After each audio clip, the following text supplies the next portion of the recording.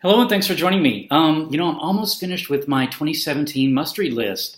So I'm already putting a lot of thought into the books that are going to go on my 2018 must-read list, and I was working on that a bit today. And I was sort of looking over some of my shelves that because I have some books that I may get to next year that I haven't read yet, and I thought, why not just do a modified shelf tour? I've only done one previous shelf tour on my channel so far, and it was kind of fun. So the books that I'm going to be talking about are really in this square right here, as well as this square right here. I pulled out 10 works. These are 10 works that I have not read, but that I'm considering as must-reads for next year.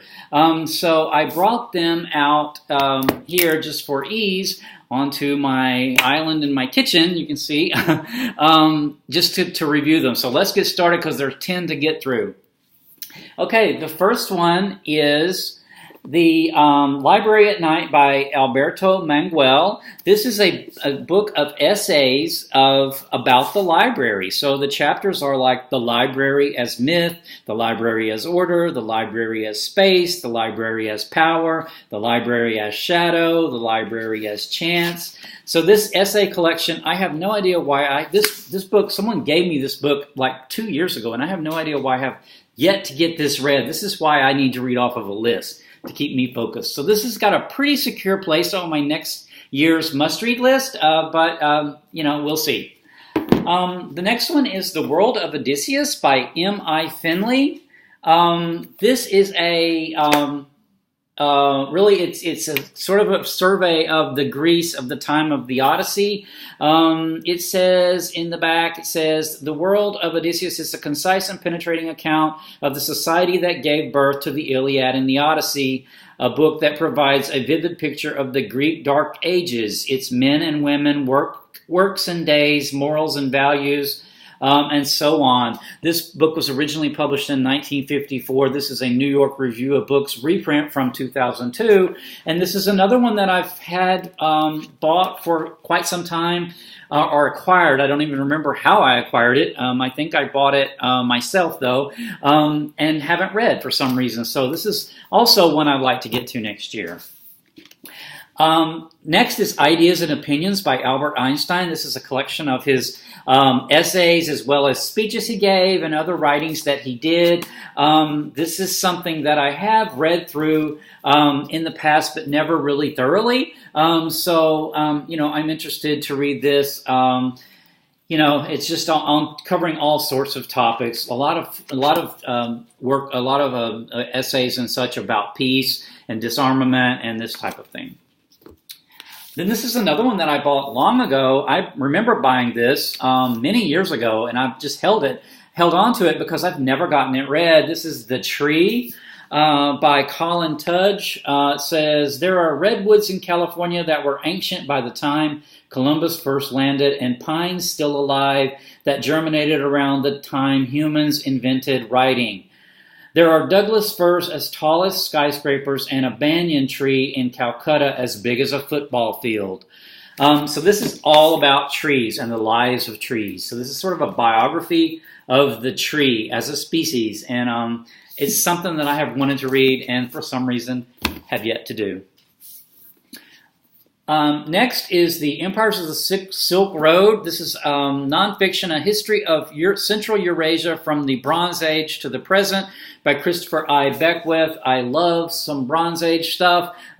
This covers more than the Bronze Age, obviously. This book was one I came across as a giveaway and have yet to read it. I have heard of other people reading this, though, and really liking it.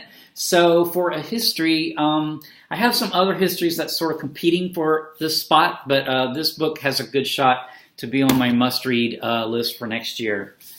Next is another history, The Earthly Powers, it's called Earthly Powers, The Clash of Religion and Politics in Europe from the French Revolution to the Great War by Michael Burleigh. There's the cover. This is another one I think I bought myself and just it was during a time I was buying books, physical books, and then never seemed to get them read. And so this is one left over from that era that didn't get sold in my big book sell-off a while back. But it's, let's see what it says. In this masterful, stylish, and authoritative book, Michael Burleigh gives us an epic history of the battles over religion in modern Europe, examining the ways in which politics and religion have influenced each other over the last 200 years. He reveals that throughout history, the two realms have interacted in complex and sometimes lethal ways, just as they still do today. The overall effect was a widespread increase in secularism and a demystification of the power of politics. So, religion and the influence of religion and the power of religion and the interaction of religion is always something that I've been interested in. So this one I would like to get read soon too. Then we're changed pace. I have several biographies of place. I'm real interested right now in place. This one is Jerusalem. The biography. This is a biography of a city, Jerusalem, by Simon Sebag Montefiore. This is one I think I also was a freebie that I got somewhere, if I remember right. And I've had it as kind of a chunker.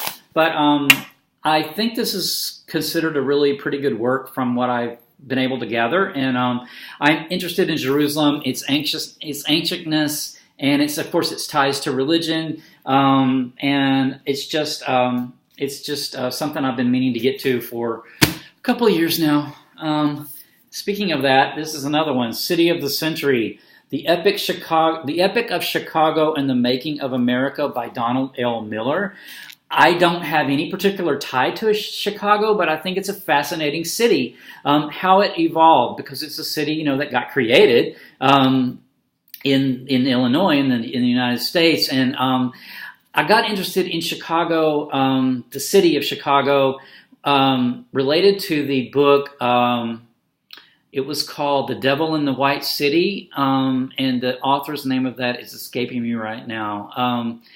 It took place. That is a story of the World's Fair in Chicago in 1893, and the first serial killer. Juxtaposed within that story of the World's Fair is the first serial killer of the U.S. Was at work at that time, and kind of a grim story, that side of it. But I just became fascinated with the Chicago of that era, and then I became interested to learn more about the development, of Chicago as one of the major cities of the U.S. And so I bought this volume and then haven't yet read it. So I'd like to get to that. And then finally, I have this work, Washington, The Making of the American Capital. This is another one of these cities that got planned. It was planned. Well, Chicago wasn't particularly planned, but this one, Washington, was planned and was planned to be the capital. And, I actually live here. So I don't know. I know a bit about, the history of the making of and the design of Washington as the capital. But I've always wanted to read a little more formal history on it. So I would like to get to this next year or sometime soon. And then finally, I have Us and Them, Understanding Your Tribal Mind by David Berreby. There it is. This says, red states, blue states, old, young, Christians, Muslims, Hindus, Buddhists, married, single, black, white, Asian, SUV owners, minivan owners. There are so many ways to sort people. We all do it all the time. From everyday decisions to life choices to the great turning points in history. For example, who to go to war against.